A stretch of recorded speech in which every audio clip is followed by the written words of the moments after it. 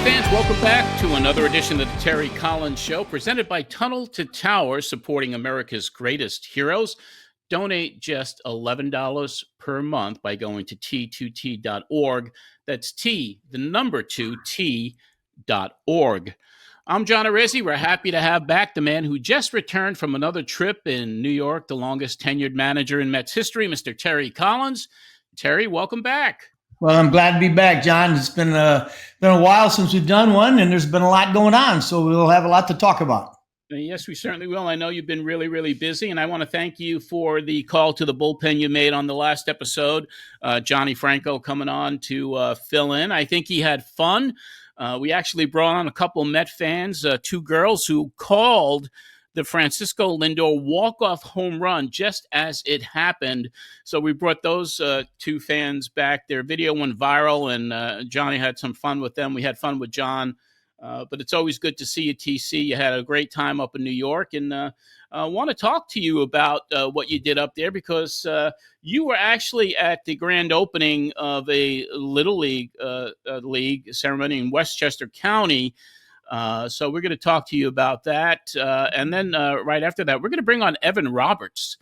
Evan Roberts from WFAN, and, of course, co-host of the #1 sports radio talk show in New York with Tiki Barber, the Evan and Tiki Show, and he also hosts the RICO BROGNA podcast, and he has a great book out as well. So we're going to get to Evan right after we talk about your adventures up in New York.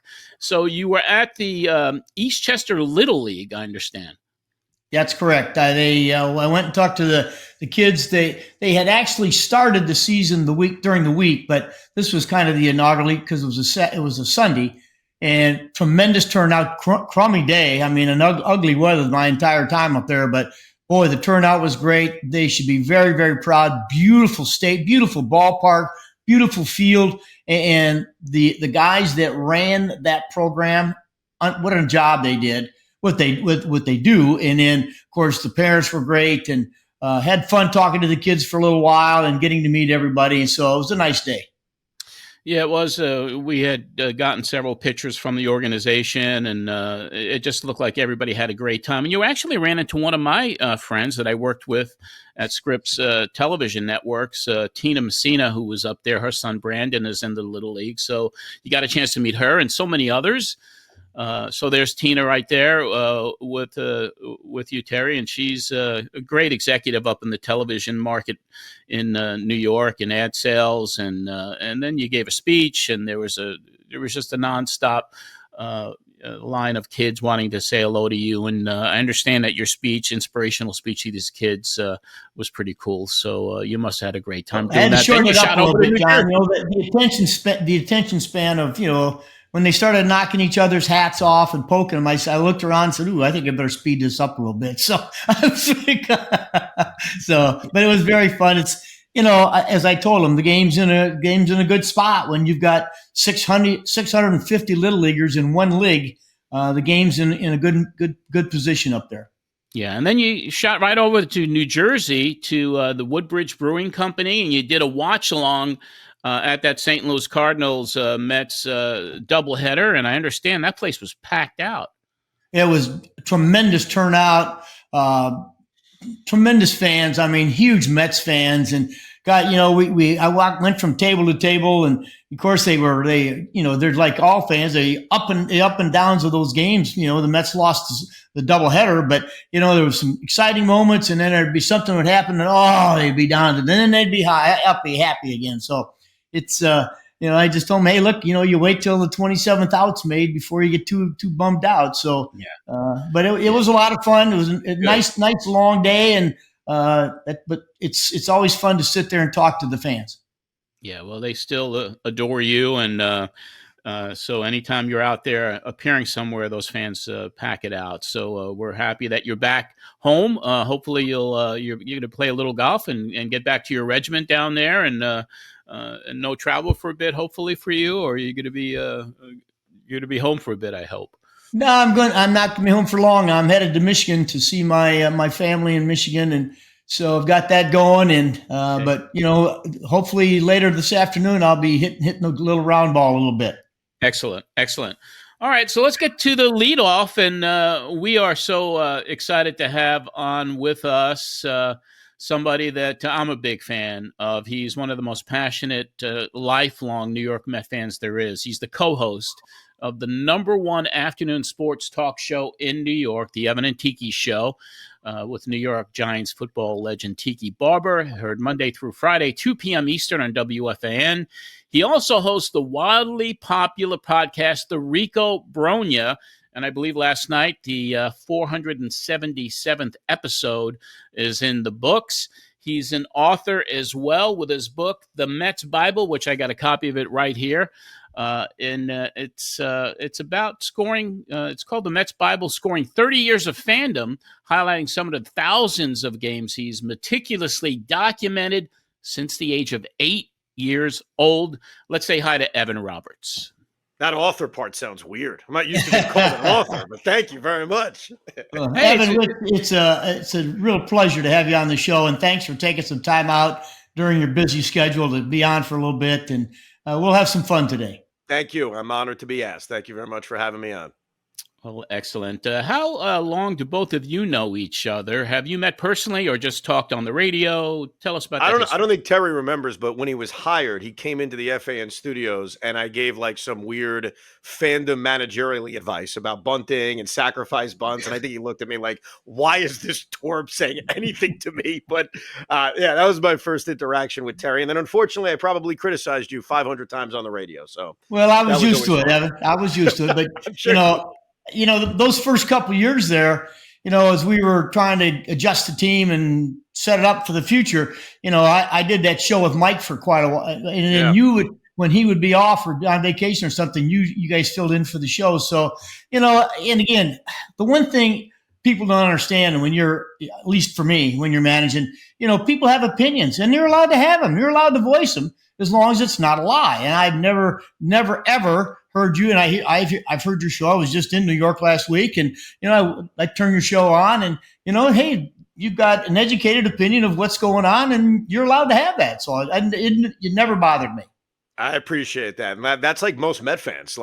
Most Met fans, and I think that's part of what makes the Met fan base so great, is that we are loud and we are opinionated. And we may be wrong 80% of the time, but we're very opinionated about what we're watching, good and bad. Well, I agree. The one thing, of course, it's ever, and Evan, as you know, I mean, in the press, even my press conference when the games were over, a lot of times they're asking, well, did you think about doing this? And I try to tell everybody, when you're making a decision to dug out, you think about every angle you have, and then you have to narrow it down to what you think's the best option at that particular time. Sometimes it works, and sometimes it doesn't. And when it doesn't, you're going to get criticized. So, it comes with the territory of the job. But you know what? I wouldn't have traded 1 minute of it for, what a great experience I had. Sure. Excellent. Let's get started with the Mets and what's going on with the team today. They just completed 6-game road trip, lost 2 or 3 to the Cardinals, won 2 or 3 against Arizona. Since they swept the Phillies last month, they've gone 6-6 after a red-hot 18-7 start. Let's get both of your thoughts on this road trip and overall feelings on where the club is right now. Go ahead, Evan. For me, go ahead, Terry. You, of course, go first. Well, I mean, it's baseball, and it's a long year, and you're going to have ups and downs and goods and bads. And, you just try to ride that consistent wave if you can. The games against the Cardinals, they just left too many guys on base. And that's, and again, that's part of the game. I've always, and John, you and I have talked about this, the one thing about baseball, and of course, the game for me today is completely different than how I learned it, how I thought we taught it. It was about, trying to move runners along, trying to have productive outs and not just worry about hitting home runs or hitting the ball over the fence or worrying about how hard I hit a ball. I guess wish I could tell you how many times we won a game by hitting a 60-mile-an-hour bloop single that drove in a run with 2 outs and ended up being the game winner. So, when I watch teams that have trouble, driving in runs, a lot of times I look at the at-bat. Hey, were you willing to go the other way? Because they're not going to give you something that you can pull or whatever it might be. And those were the things that, we used to talk about in meetings, your hitters meetings, your pitchers meetings. But, again, the game is changed. But I think they got a good team. Their pitching has really been for the most part, very, very solid. And that in the long run, that's what's going to make a difference down the road. And, do I get tired of watching guys go out there for 72 pitches? Yes.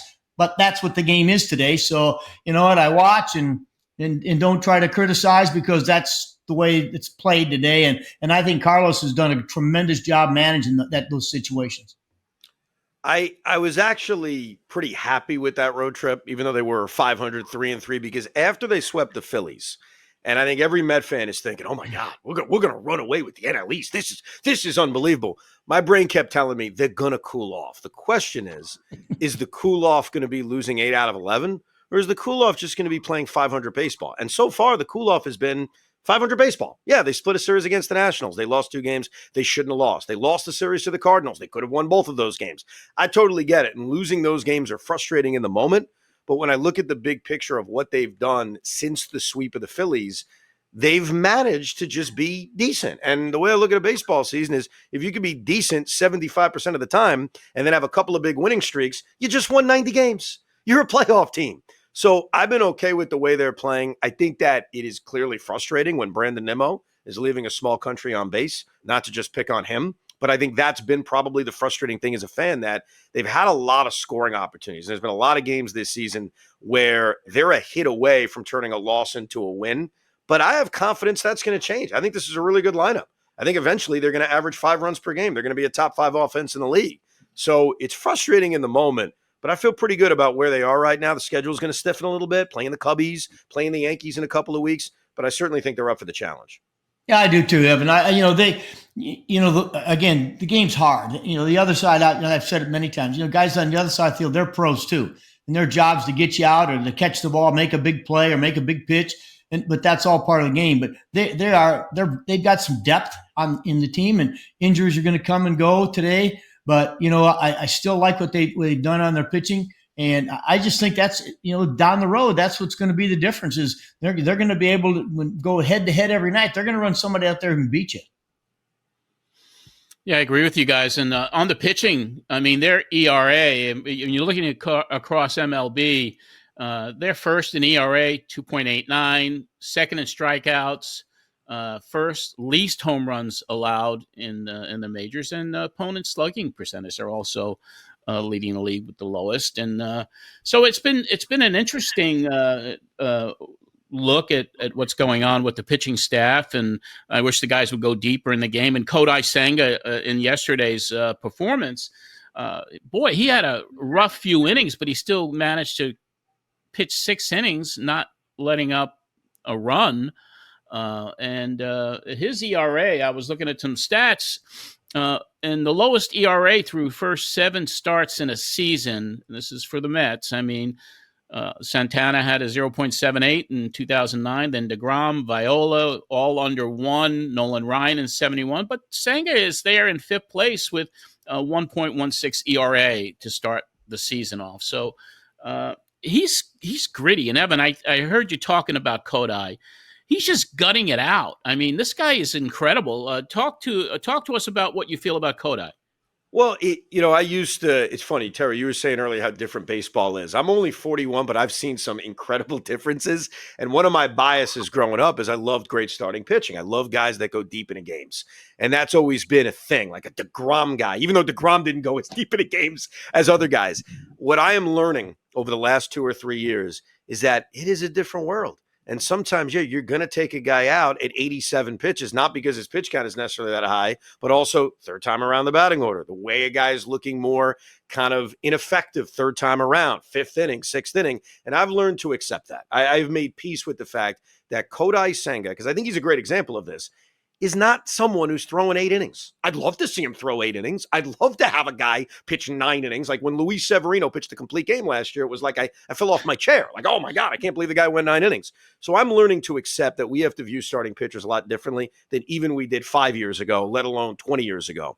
And Kodai Senga is one of those guys. And he ticks a lot of Met fans off. I don't think it's fair because he doesn't pitch every 5 days, because it seems like the Mets handle him with a lot of care. But honestly, when you go out there every 6 days, here's what I ask for. Can you give the team a chance to win? 6 scoreless innings is giving your team a chance to win. walking 5 guys, which he did in the first 3 or 4 innings, but then finding a way out of all of those jams, whether it's a big double play, whether it's getting bailed out by your defense, Tyrone Taylor making a great play in center, he found a way to keep him off the board. And I appreciated the fact that while Senga's command was off yesterday, he didn't give up any runs. Isn't that the freaking name of the game? Like, don't give up runs. And so I've grown an appreciation for Senga, and I'm also learning, and this has really been a lesson I've picked up on over the last 2 years.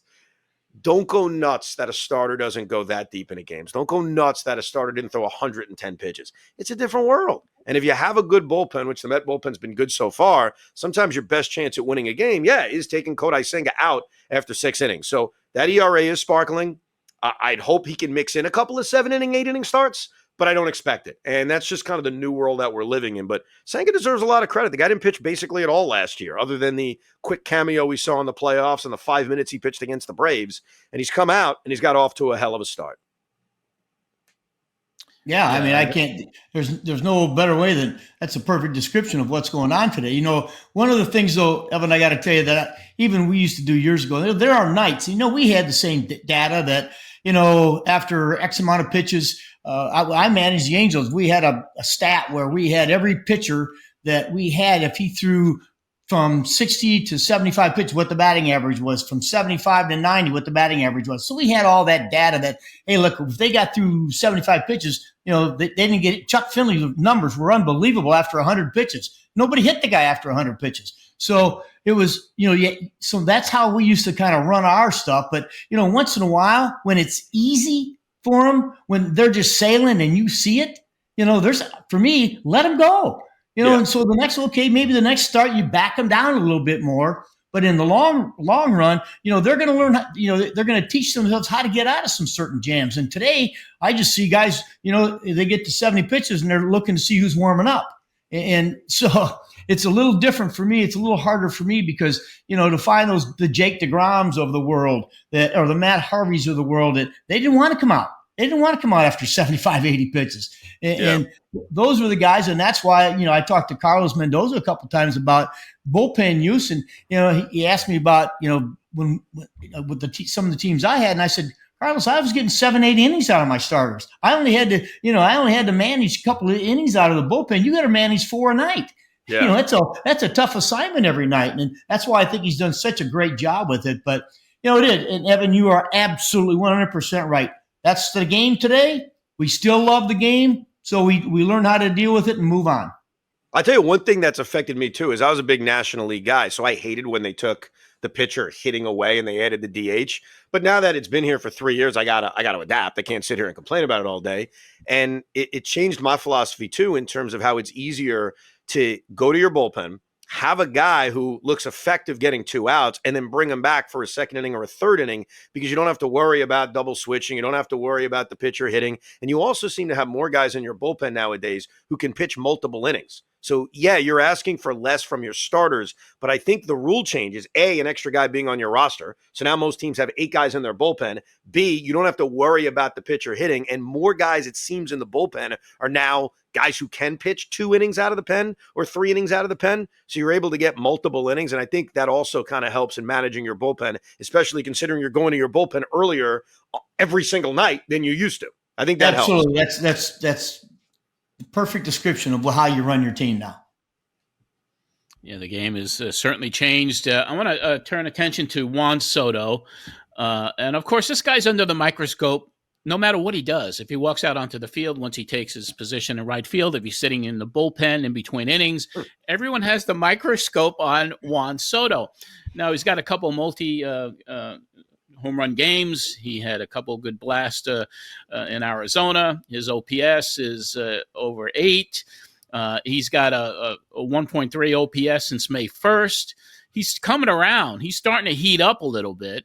But because his personality has been, I guess, a little aloof, everyone is like, where's the shuffle? What is he doing here? Why don't they just let the guy play and just do what he's doing, because he's starting to heat up. And Evan, as you predicted, you think that this big breakout moment is going to take place at the Subway Series at Yankee Stadium. So talk to us about Soto, what you're seeing. Should the fans kind of calm down about him?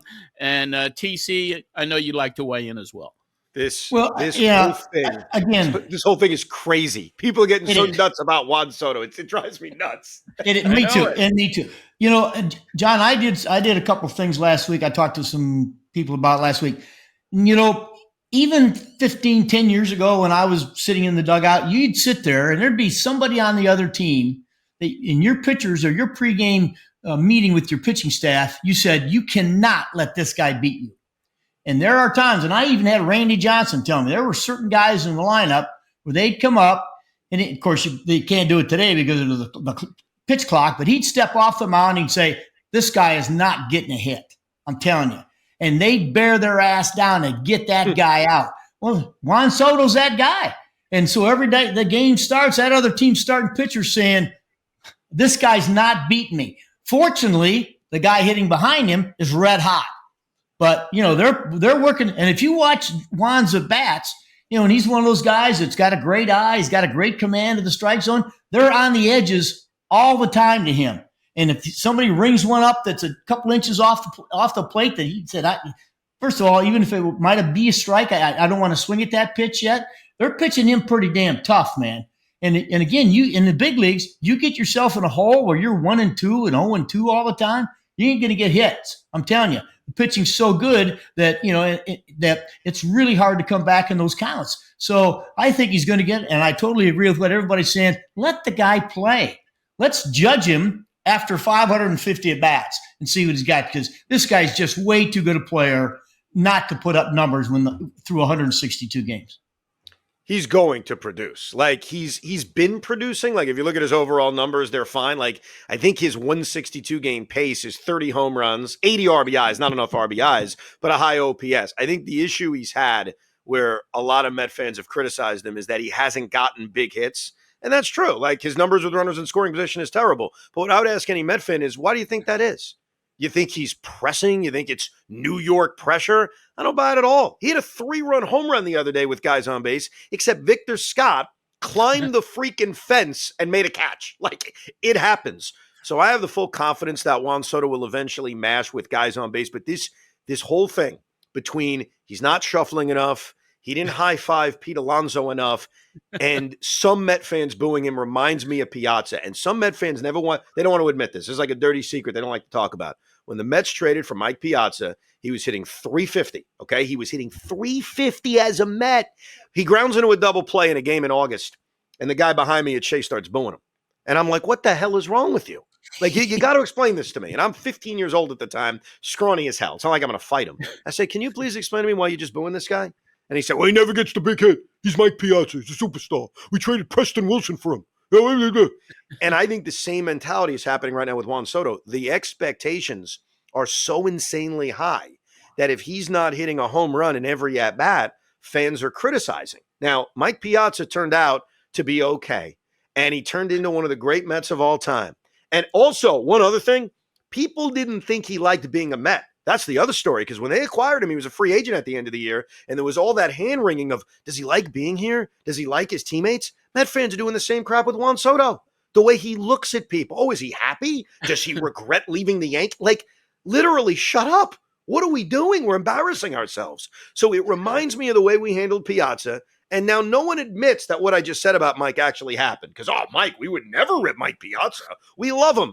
Trust me, 5 years from now, maybe a year from now, people are going to pretend that they ever criticized Juan Soto because he didn't give a hard enough handshake to Pete Alonso after Pete hit a home run. He will be fine. He is fine. And yes, I think his epic Met moment probably happens at Yankee Stadium when he reminds Yankee fans what they lost when he left as a free agent. Yeah. Yeah. I tell you, it was like the Sabruta film when Lindor hit that walk-off home run, and all of a sudden it's like, where's Soto? How come he's not there? Yeah. And I'm like, what's going on here? It was crazy the way it was kind of a conspiracy. Oh, he didn't celebrate with the team.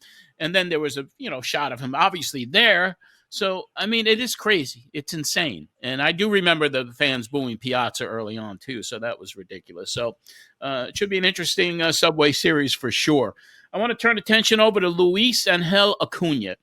My opinion on this guy, when he came up in September, electrifying. There was something about him where he had the it factor. He looked like a star right out of the box, and he performed pretty well, made the team here. For me, and I don't know if you agree or not, but he's kind of the most electrifying young player to debut with the Mets since the early days of Jose Reyes. I mean, he brings the electricity, the speed. It's time for him to play every day. Evan, TC, do you agree? I know this, John. He's fun to watch, and he's done well so far. And I always go back. They're paying Jeff McNeil a lot of money to be a second baseman too. So, I go back to what some of those great managers told me years ago, and everybody loves young players. Just be careful of playing them more than they're ready to play for. More than they're ready to play, because they're the ones who are going to get your ass fired at the end if they don't keep it going through 162 games. So, and I like him. I think he's good, but I just what? Hey, look, so far one of the things that's helped him is he's probably learning the days he doesn't play. He's watching everything else that's going on. He's getting an education, sitting on the bench, talking to his teammates, watching the game happen, and the speed, what it's going to take speed-wise. He's got some skills. There's no doubt about it. But I like the way they're using him right now. I'd leave him. I may be the only guy. Because I was a utility player, I'm not a big believer in everybody playing 5 positions. Okay. You know what? You lose. There's something that's taken away from being really good at one spot. So I just think I hope they leave him at second base and they can take Mac, and because he's one, at least we know he can play corner spots in the outfield and fill in some at second base. But I like the way they're using him. I think Carlos is putting him in the right spots, which I think is helping him have success. It's so funny because when you said, and this is where I don't have this perspective, right? I would never, my answer would be play him every day. What the hell are we doing? Right. But you bring up a point that makes me think. You're like, hey, you play a kid like this every day. This is what gets managers fired. Yeah. And it's a great point because it's something I never think of and nothing the fans think of. Right. Me neither. The fans would say, like I would scream and yell on the radio and say, this guy's got to play every day. This guy's got, and I'm at that point.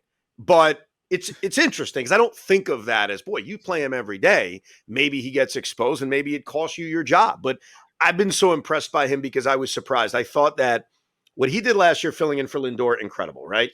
He had a terrible spring training. He didn't hit in the minor leagues last year, so I wasn't as sold on him being on the major league roster. And then he made that comment, or Lindor, I should say, made the comment where, yeah, he plays better when the lights are brighter. And I was like kind of offended, like, dude, you're a minor leaguer. Like, you can't hit in AAA. You can't hit in spring training, but all of a sudden the major league lights are on and you're better. Well, Lindor was prophetic because he's been great with the lights on.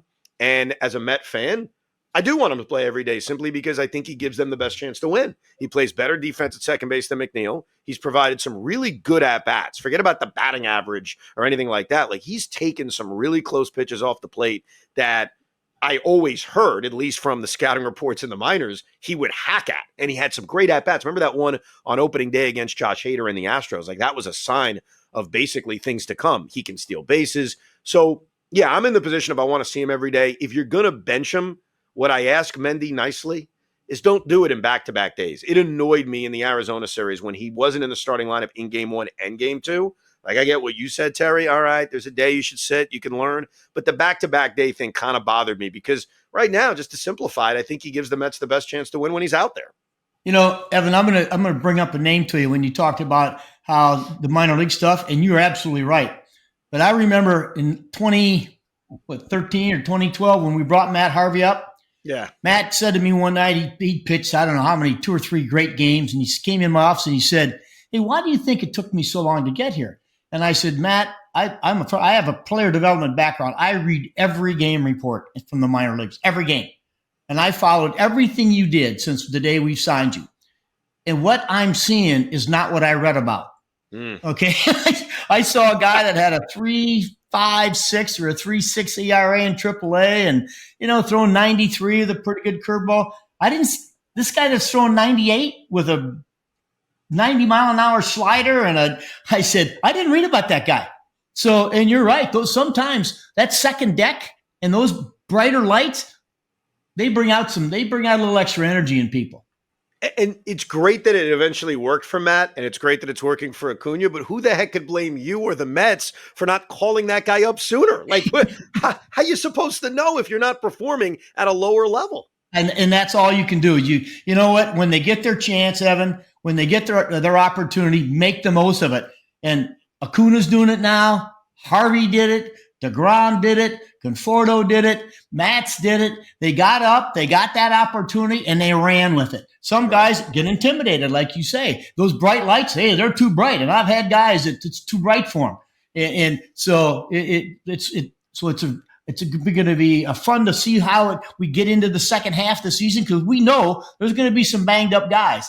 And so this kid may be, come July 1st, the second baseman for the rest of the season. But I think, as he learns, as he goes, put him in opportunities against guys, he's going to have some pretty good at-bats against, keep him positive, keep his head positive. Because I've also had guys, I had a kid named Todd Green who was a good young hitting player. And we played the Baltimore Orioles, and he was my catcher. He played 3 days in a row, and he saw Scott Erickson, Mike Mussina, and I can't even remember the third guy who was just as good as those two guys. And we're on the mound, and Todd looked at me, and he said, "Is everybody in the league like this? Because if they are, I'm not going to be here long." So, and that's how it is. You pick your spots where these guys, you say, you know what, I'm going to face him against this tough guy. But tomorrow, when there's another tough guy, I might let him, okay, have a deep breath. So I just think I like the way that they brought along the way he's coming along, because all he's going to do now is his confidence is going to grow and grow. I go back and look at what's, poor Brett Beatty, because I got to know Brett a little bit, and I kind of, he has these flashes, and, it's tough, but because you're in there every day and the expectations get high, man. And there's a lot of times, as you know, Evan, failure can lead to some dark times. So I just liked what they're doing right now. And again, I think as the season goes on, he may become the everyday guy. Yeah. Well, he's doing it. He's making an impression. And but Terry, I mean, you make some great points. It's like Evan and I, the fan in us, we sometimes think differently, but then you kind of bring everything down to earth and kind of describe what the process should be. And John, I'm watching, and I know they got Siri, because I understand he's a great defender. How about the job? How about the job that's being done in center field today? I mean, this guy's playing great. Yeah. Tyrone Taylor has been amazing. Yeah. Tyrone Taylor he's getting this opportunity. He's going to be there almost every day. And look at how he's run with it. And when they give him a day off, he comes in late in the game and he's ready to play because he knows he belongs there. Yeah, I love Tyrone Taylor. And Evan, last year before the season started, on a show that Terry and I had also done, I think Mesmerized or whatever it was, I had asked you, who do you think the biggest surprise for the Mets is going to be in 2024? And you said Tyrone Taylor. So I said that? Yes. Or Terry said that. Me? You said it, Evan. I don't even remember. Yeah. Oh, told you so. There you go. Well, at least one part of that trade worked out, because that was the Adrian Hauser trade, and we barely knew ye. Was here for a couple of weeks, pitched to an 80 ERA, and they DFA'd him. But yeah, no, Tyrone Taylor's been a hell of a player. I'm skeptical that he's an everyday player. Like, I don't know. I think he's still probably better suited as a fourth outfielder, but he just had a great trip. He was on base a million times. He plays really good defense. And really, that defense part is just so important, because when you look at Soto, who's average at best in right field, and Nimmo, who feels not 100% in left field, I think having like an A-plus glove like Tyrone Taylor, especially with Siri out, is really, really important. And yeah, he's been a good Met for the year plus he's been here. Yeah, absolutely. Before we wrap up this segment, Evan, I wanted to talk to you about the RICO. I mean, the RICO Brogna podcast has really evolved over the past year or so, especially since you've been on YouTube. And I wanted to ask you about RICO, how the evolution of that came. Now, you've been doing the show, I believe, since 2018? No, so we started doing it in 2022, believe it or not. It was in I guess the early part of that season. It was the first time the company was like, "Hey, would you want to do a Met-specific podcast?" And I'm like, "Yeah," because sometimes on Sports Talk Radio, you can't get as into the weeds as maybe you want to, especially with so much going on. Like right now in sports, the Knicks are the biggest story. We'll barely talk about the Mets. So it piqued my interest to have that outlet to always talk Mets. And so, yeah, early 2022, we started. It's almost 3 years, I guess over 3 years now. And now you're doing live. Each one of these episodes is live up on YouTube, and those numbers are fantastic. But I just wanted to see if you're enjoying doing the RICO as much as you're doing your afternoon drive show. Or is it yeah. No, it's a lot of fun because it's as a diehard Met fan who's into every game, even when they stink, like late in 2023, or even when the games don't feel as important. I'm into it, man. I score every game. I watch every game. It was one of the first things I said to my wife on our first date. I said, let me warn you, I'm obsessed with the Mets. I score every game. And she said, I don't know what that means. And I said, I'll explain it to you at some point. So I love talking about the team, complaining about the team, celebrating the team. It is certainly a lot of fun. And I get to continue the name of RICO Brogna, one of the most underrated baseball players and one of the great gloves of first base in Major League Baseball history. And so to have a podcast in his honor, in his name, hopefully that name will now live forever. I think it will. The RICO Brogna. It's after every Mets series, and there's a lot of like instant reaction shows too. So just go to the YouTube and just subscribe to it there. But we're going to return, Evan. We have one more segment with you, and we're going to go over the book a little bit and talk about 2015. 10-year anniversary of the Mets National League Championship Series. So we'll go without you and TC. So, Marsh, if you could do a one-shot here, and I'll talk to everybody about Tunnel to Towers and let everybody know what's going on with our sponsor. Of course, some amazing things always happening with the Tunnel to Towers Foundation. So a couple of updates, as everybody knows by watching this on YouTube, listening to the show. We have had so many Met ball players involved with Tunnel to Towers with PSA messages. There's another Mets player who has joined the Tunnel to Towers team. Brandon Nimmo is supporting the foundation and his work to help America's greatest heroes. Brandon is appearing in a new PSA. We're going to run that in just a few seconds here, but we also want to tell you about Tunnel to Towers Foundation continuing its mission to do good. They, of course, were born from the tragedy of 9/11. Tunnel to Towers has provided mortgage-free homes for Gold Star and fallen responder families with young children and catastrophically wounded veterans. To date, the foundation has paid for 1,500 homes. You can help them continue their work by donating just $11 a month at t2t.org. That's t2t.org. And now there are new ways to contribute to the foundation. Tunnel to Towers is now accepting donations of vehicles, land, and whether it's a classic car or a clunker, the foundation will even accept your auto, even if it's not running. They'll tow it, they'll sell it, use the proceeds to help families of our heroes. The same is true with property. So for more information on all of this, go to t2t.org. And earlier we mentioned that Mets Brandon Nimmo has joined other Mets stars and legends like Pete Alonso, Darryl Strawberry, Mike Piazza, so many others, including our own Terry Collins, on creating awareness for Tunnel to Towers. So let's debut the recent PSA we did with Brandon Nimmo on behalf of our sponsor, Tunnel to Towers. I'm New York Mets outfielder Brandon Nimmo. I have great respect for the work Tunnel to Towers does to support our first responders and our military. These are the people who keep us safe. You can join Tunnel to Towers in their mission to do good. By donating just $11 a month, go to t2t.org for more information on how your donation can make a big difference. Tunnel to Towers Foundation. We are back with Terry Collins and WFAN's Evan Roberts. Gentlemen, welcome back. 10 years ago was the last time the Mets made it to the World Series. 2015's Mets is a topic we've been discussing all season here on the show. And today we get the perspective of Evan Roberts on the 2015 NL champions and how special that year was.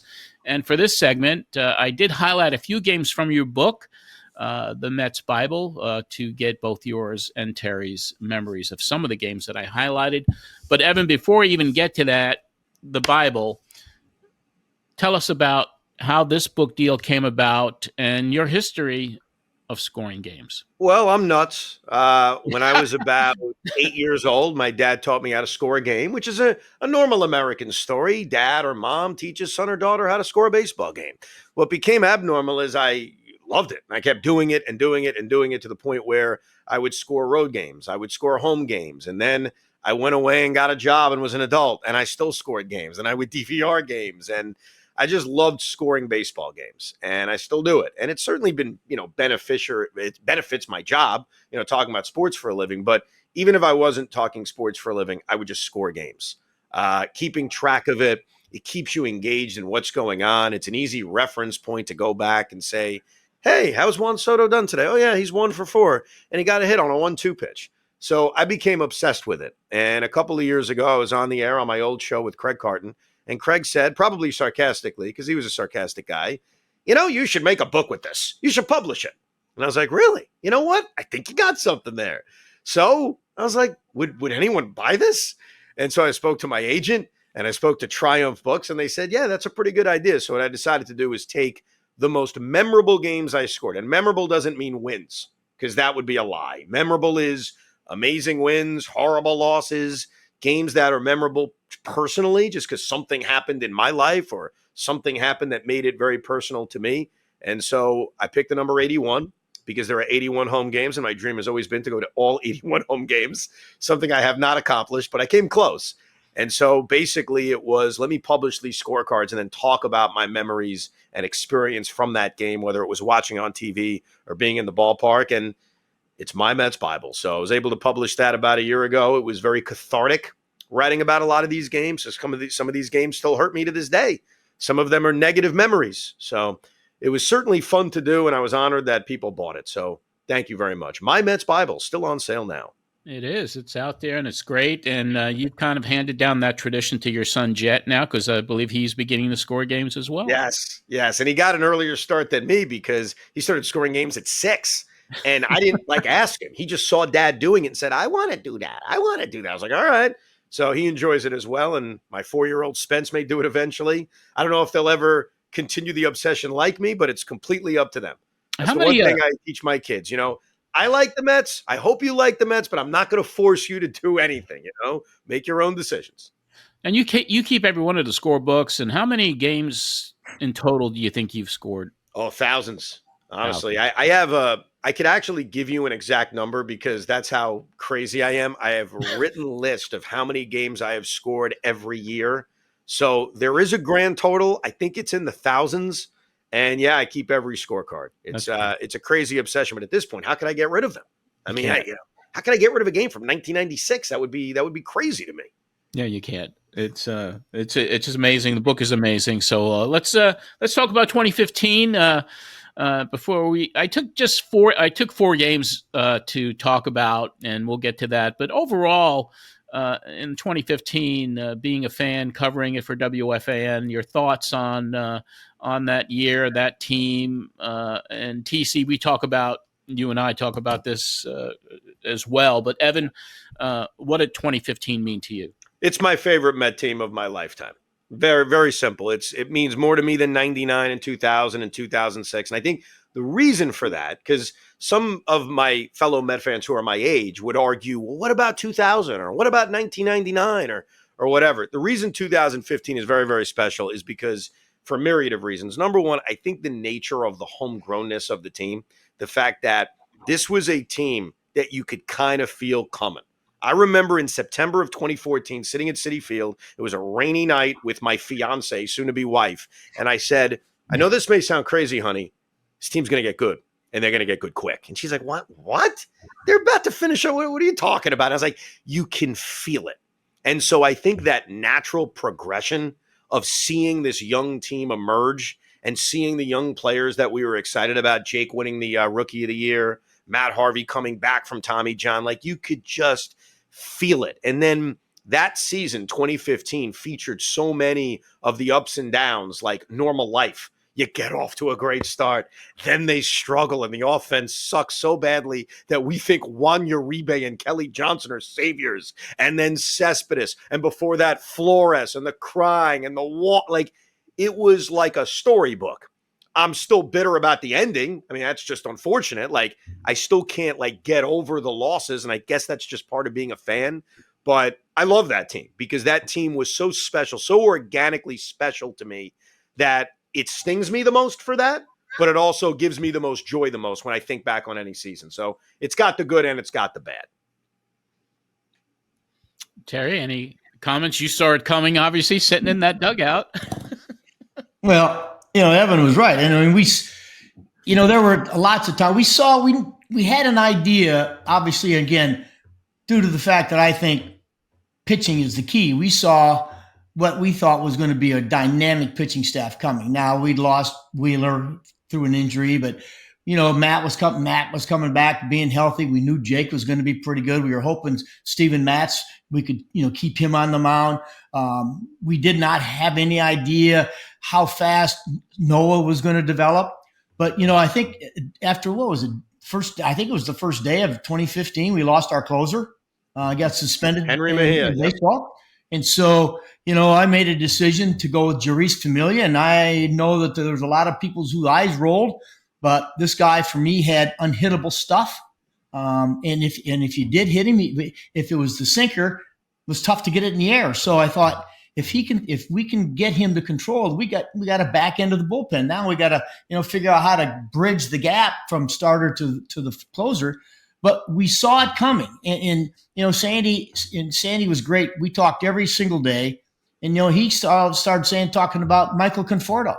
Hey, look, this guy's got a chance. This guy may get here before the year's out. So again, and I think Evan's right. I did a post game show about it. I think we ran a team one time that all 9 guys on the field were drafted by the Mets, signed by the Mets, developed by the Mets, and got to the big leagues with the Mets. That's unheard of.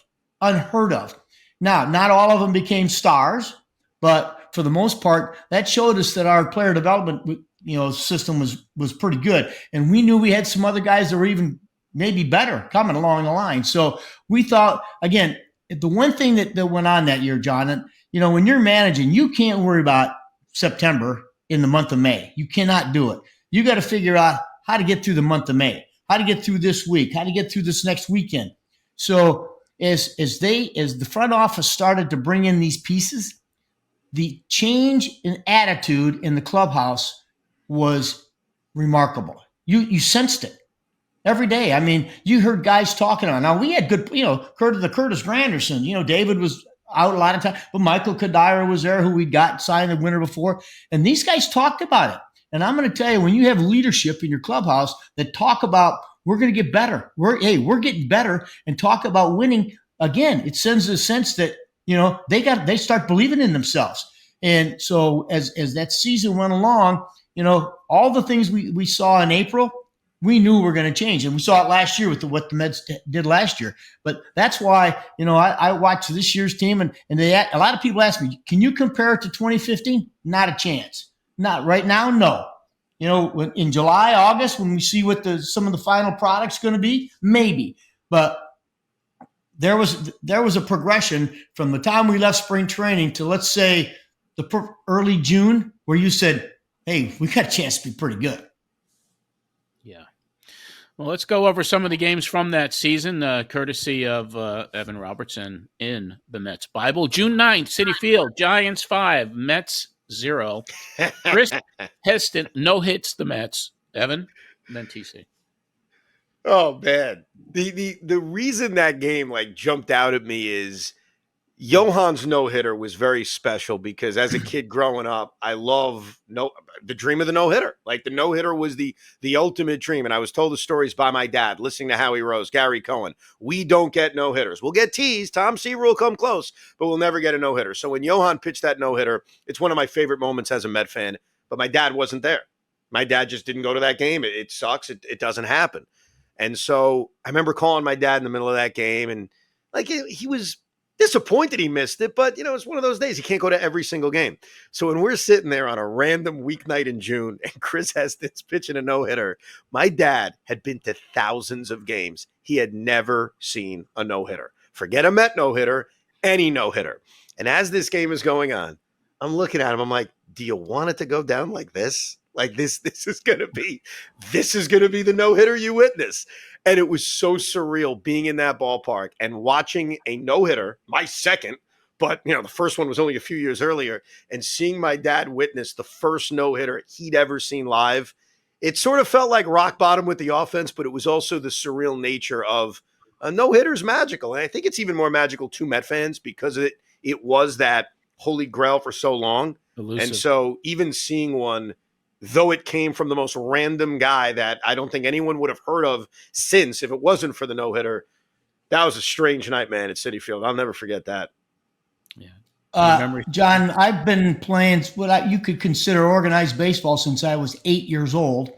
And I was probably 65 when maybe this happened. I have never been no-hit in my life. I've seen them. I had Sid Fernandez pitch 2 for me in the minor leagues with the Dodgers. I have seen no-hitters, but I had never, ever been no-hit. And when this game started, I'm watching this guy warm up and his stuff, and I'm thinking, we're going to get this guy. We're going to get to this guy. Yeah. And I watched ground ball after ground ball after ground ball. And we get to the 7th inning, and I said to my pitching coach, I said, we're not getting no-hit. I'm just going to tell you right now, this guy's not going to no-hit us. And I'll be a son of a gun if he didn't no-hit us. And to this day, I don't know how. I really don't. I mean, but again, it just tells you the games can be crazy at times. Yep, absolutely. August the 2nd, Citi Field, Mets 5, Nationals 2, sweeping the Nationals out of first place in that 5-day period in July that leading up to the trade deadline. One of the most historic weeks in Mets history. Oh my God. That had everything. Cause I remember sitting in the building for the, innocuous, 5-0, 6-0 loss to the Padres when Wilmer Flores was traded, and then he cried, and then he wasn't traded. And I'll admit this, because sometimes I'm very wrong with opinions. I was so ticked off we didn't get Carlos Gomez. Like, my whole thing afterwards was, how did they let this trade fall apart? Like, Carlos Gomez is perfect for us. Now, baseball history will tell us, thank goodness that trade fell apart, because obviously it leads to Yoenis and everything else. But there's so many ups and downs from that week, the craziness of it. And that finale against the Nationals, where they completed the sweep, was the moment, and I'm certainly not alone, where I thought, we're going to win this division. Like, this story is actually going to end with something really, really positive, because to sweep Washington, considering the way the week started, considering the way they won Friday night's game with Wilmer Flores hitting the walk-off, to just everything about it, it was that moment of, we're a runaway freight train. And it turned out to be completely true, because the pennant race essentially ended shortly thereafter. It was electric in the building. You could sense that the people felt it. And it was also this just celebration, especially after the emotions, the ups and downs of the previous 5 days. Yeah, I totally, everything Evan just said, we all went through it. I mean, I didn't get caught up when I heard the rumor of the trade to Wilmer, and I've said this many times on the shows, the different shows we've done. I have a phone behind me that goes to the general manager, and if this guy's traded, that phone's ringing because he's coming out of the game. Not a peep. And so, and I've told you, David Wrights, who's hurt at the time, he's standing next to me in the dugout, and he said, "Terry, it's all over. This guy's traded." I said, "He's not traded, David, or else I'd be told this. I'm telling you, he's been traded." So at the end of that game, when he wasn't traded, I felt a sense of relief. I like Carlos Gomez too, but just the fact that the energy that, he portrayed and the fans portrayed to him. And like Evan said, and then he hits that home run. When he hit that home run, that's when I said, there's no telling what's going to happen here. And obviously, when we won the Sunday night game and swept the Nationals, I totally agree. It was a whole different team that got on that plane the next day. The whole different team. They believed it. They knew they were going to win. They didn't care what the score was at any point in that game, because we thought we could come back and win a game. Pivotal week for sure, and a documentary that was made of that week as well that I watch pretty often. And Evan, you were 10 years younger, but you were in there as well. Yes. Great week, great week. And then September 26th, Great American Ballpark in Cincinnati. I was there myself, courtesy of J.P. Ricciardi getting me some tickets. And I got to see Mets 10, Reds 2. The Mets win the division. Evan? That is, like, maybe there will be a day, and hopefully soon, where winning the division is just going to be like golf clap. Like, hey, great year, we won the division, yay, no big deal. But in that moment, winning the division was euphoric because as a Met fan, we don't do that very often. I was too young for 86 and 88. So prior to winning that game against the Reds with Matt Harvey on the mound, one division championship, one in 2006. So that game was a celebration. And I remember we had a party me and my wife had to go to. And I said, let me tell you something. We are going to finish this game. We are going to celebrate, and then we will party all night at this little dinner party. I'll tell you that right now. And so even though it was obvious we were going to win the division, I mean, it was wrapped up, that was such a celebration. For Matt Harvey to be on the mound made it even more special, and it was just so cool. It was a celebration of the accomplishment over the last few months. And as a Met fan, to kind of look around and say, I can't believe we won the division. Like, not only based on everything that happened that season, but just as a fan, we don't win divisions. They're rare. That one in 06 to this day are the only two division championships as a Met fan I have. So again, hopefully in this new era, the Mets will win like 8 straight divisions and it won't be a big deal. But 2015 and clinching that division in Cincinnati, man, that was special. Very special. Yeah, John, when you went through the first few years that I did in New York, and then to sit there and clinch a division, knowing what Evan said about the fan base and how excited they are and how vocal they are. I sat back in the dugout in the 9th inning, and everybody was obviously up against the railing, waiting to jump on the field. And I just stepped back and looked down and thought, how proud I was of every guy on that team to be able to go through all of the things that we had gone through for the year to have this end finish the way it was. And it was tremendous. I've had a lot of great times in my career, but that has to be one of the most special times was when we clinching that title. Yeah, I was there myself. It seemed like a home game in a lot of respects because there were so many fans on the third base side. So we it was actually a game I'll never forget. And, it was just amazing to be there. But we're going to finish it up with one final game. And, of course, it's not a good memory for everybody. And that's November the 1st, Citi Field. Royals 7, Mets 2, losing the World Series at home. Evan, and then TC. I'm mad at two people for this game. And hopefully, Terry, you'll feel like you're in good company. I'm mad at you, but I'm mad at my wife. Okay? Both of you hurt me that evening. Let's start with my wife. Let's start with her. Okay. She is not a sports fan. She's not a diehard sports fan. This is new to her. And so I said, honey, when the Mets get to Kansas City for Game 6, we will go. Okay, I got the approval of the bosses. We'll do the show from Kansas City. And she was all excited. Oh, we're going to have great barbecue. This is going to be great. When that 9th inning started, there were a lot of thoughts going in my head. My first thought was, I want Matt Harvey out of this game. But I'll get to that in a second. My first thought was, I can't believe what my wife just said to me. Because my wife turns to me and says, well, I guess we're going to Kansas City. And I said, excuse me? We're not going to Kansas City yet.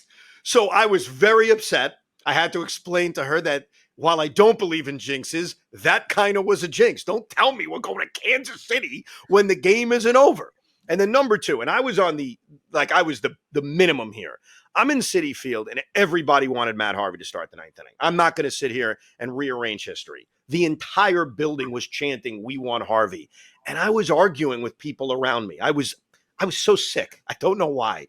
And I'm screaming at them, he's got to come out of the game. And I'll tell you my reasons why. Obviously, I lost out. I thought it was over. I thought he gave such a performance with so much guts that my feeling was he's given it all, and let's give Jay Riss that clean inning. Because Familia just hadn't had a lot of clean innings because that's the way games were dictated. Like you go back to game 1 of the World Series, he came in the 8th inning. I'm not even saying I disagree with you on that, by the way, but he came in the 8th inning. I don't think that led to the quick pitch home run, but wasn't a clean inning. Had to come back for the 9th inning. Didn't have a clean inning the night before in the 8th inning when Daniel Murphy forgot how to play defense. So in my brain in this moment where I could not sit still, I'm shaking. This is why I'll give you opinions, but I could never manage a baseball team because if I couldn't sit in my own freaking seat, God knows I couldn't sit in your seat. But I'm screaming at everybody, get him out of the game, get him out of the game. Give me a clean inning from J. Familia. And then when Harvey walked Lorenzo Cain, that's when I stood up and screamed, you got to get him out. You got to get him out. Now, with that said, if Lucas freaking Duda can make a throw to the plate, then we could sit back and be laughing about this. Like, I was so wrong. But yeah, that's what I remember about that game because I really had this belief that if it got back to Kansas City, we could beat those guys. I really felt that. Give Jake another opportunity because he struggled in game 2. He had the 4 no-hit innings, and then it kind of fell apart. So, yeah, my wife, and then obviously the decisions in the 9th inning. And it sucked, man, because it's a team that was so special, and I really thought we were going to win the World Series. I never thought we were going to win in 2000. I just didn't. I knew the Yankees were a dynasty. So 2015 I love because I think I believed in them more than any other team I ever believed in. I got no answer except I left them in. That's it. Yeah. It was, you know. You did have 45,000 people agreeing with you, Terry. I was the one guy disagreeing. And I remember arguing with everybody. I was one of them. Let them go back out. I was one of them. I mean, my nephew and I, we were screaming, keep him in. But, hey, listen. Evan, I was at a wedding. Oh, gosh. I don't know how many years, 5 years ago. I was at a wedding. And some guy was sitting there at the rehearsal, or no, I'm sorry, at the reception. And some guy walks up and taps me on the shoulder. He said, you got 30 seconds? And I said, yeah. And he introduced himself. He said, I just want you to know I would have taken Matt Harvey out of the game. Now, this is what, 5 years later? Right. I mean, 5 years after? And I said, yeah, well, it's the way it goes. Why'd you leave him in? And I said, sir, I didn't come here tonight to talk about this. But so you're not the only one it's be eating at him for years and years. I get it. If I get it once, I get it twice a week. So I might meet somebody for the first time, and there's 2 things they talk about: Johan Santana's no hitter and leaving Matt Harvey in the game. Those 2 subjects. And don't forget assing the jackpot. Yeah, well, I see enough of that too the last minute. But here's the real question, and there's no wrong answer. Do you regret it, or do you say, no, like, I had a guy who wanted to go out for the 9th inning, and I believed in him? Like, how do you feel about it? You hit it right on the head. That's exactly why I did it. And again, Evan, it went back to a lot of things. It went back in the middle of the summer when, we had these innings limits, and I'm figuring how I can't possibly keep these guys under these innings. They're so good. And so I wanted to go to a 6-man rotation, and the first guy that said no was Matt Harvey. He said, no, I want to pitch. And then, if you remember, Scott came out with a statement that Matt's not going to throw over 180 innings. And so now I've got to cut him back. Now I've got to do the modern day stuff, and that is he can't ever go past 5 innings to keep him under these limits. And he pitched the game against the Yankees in Citi Field, pitched great. I took him out after 5. And the next day he came in, he said, I'm all done with that. I want to pitch. Give me the baseball. And that's why I left him in. Because you know what? He showed he deserved it. The intensity on his face when that 9th inning came, I said, go get him. And I said the same thing. When he walked Lorenzo Cain, I said, oh, shit, I don't. But, so he'd struck out Hosmer 3 times, and he had no chance against the slider, and he left one out over the plate. So anyway, it's what it was. And, one of these days I'll get grayer and grayer, and I'll still hear about it. So, yeah. Well, it was still a magical season for sure. Evan's favorite season all time with the New York Mets, certainly one of mine as well. Evan, we want to thank you for coming on today. We know you got a show to do with Tiki Barber in just a little bit. I want to remind everybody that the Mets Bible is out there. There were so many games in here that just bring a lot of memories back, and it was a pleasure having you here today. So thank you for your time. Thank you very much. Evan, thanks a lot. Thanks a lot. All the best with your podcast, your show, and hope we can do it again sometime. Thank you very much. I really appreciate you guys having me on, and thank you, because until Mendy does it, which hopefully he will, there's only 2 men who have managed my team to a World Series in my lifetime, Bobby V and you. All right, so thank you for that. You bet. Take care, Evan. Right. Thank you. All right, TC, Evan Roberts, and I thought that was a good segment. with him. Yeah, I mean, he's a passionate Mets fan, and studies the game, got great knowledge of it, and you anytime you have someone who's prepared, or has reasons for his thoughts, I respect that, and I think he's really good. I hear his show, and again, when you're in the city of New York, man, and you talk sports, you better have some passion about it, and he's got it. Yeah, he does. Number one rated show, Afternoon Drive in New York with Tiki, and we appreciate everyone coming on. All right, Terry, now it's time for another amazing Hero of the Week brought to you by Tunnel to Towers. In this segment, we honor retired U.S. Captain from the Army, James Howard, a recent recipient of a smart home courtesy of Tunnel to Towers Foundation. Let's go to that right now. My name is James Howard, and I served in the U.S. Army. So I spent most of my time in Iraq during my time in, and I had a couple combat injuries. One in particular, we were on foot, and I was hit by 4 155 millimeter rounds, about 10 feet from them. The impact alone just kind of damaged my neck area, broke some bones. We caught some shrapnel, and it rung our bell pretty good, but we were thankful to walk away from that. So I medically retired in 2010. I had another stateside injury where I was working out and had a swimming accident where I damaged some of my sea-level vertebrae on top of all the damage I'd already done. So left me a C5 quadriplegic.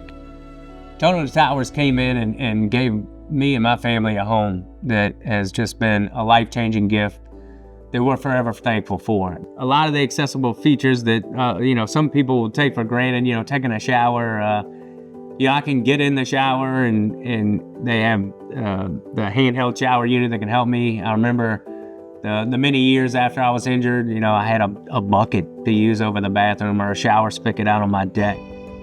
So I come from a family, my father was in the 82nd Airborne during Vietnam, and my grandfather was on D-Day with the 82nd Airborne as a gliderman. 9/11 just, ignited that passion to continue to serve. We got hit on our own soil, and it was time to go over there and serve and to make things right. So I can't begin to thank Tunnel to Towers for everything they've done for our family. Tunnel to Towers supports America's heroes. Please donate $11 a month at t2t.org. Never forget. All right, that's going to about wrap it up for this edition of the Terry Collins Show. Terry, it's always great to see you. It's good to see you again, and hope it was a good one for you.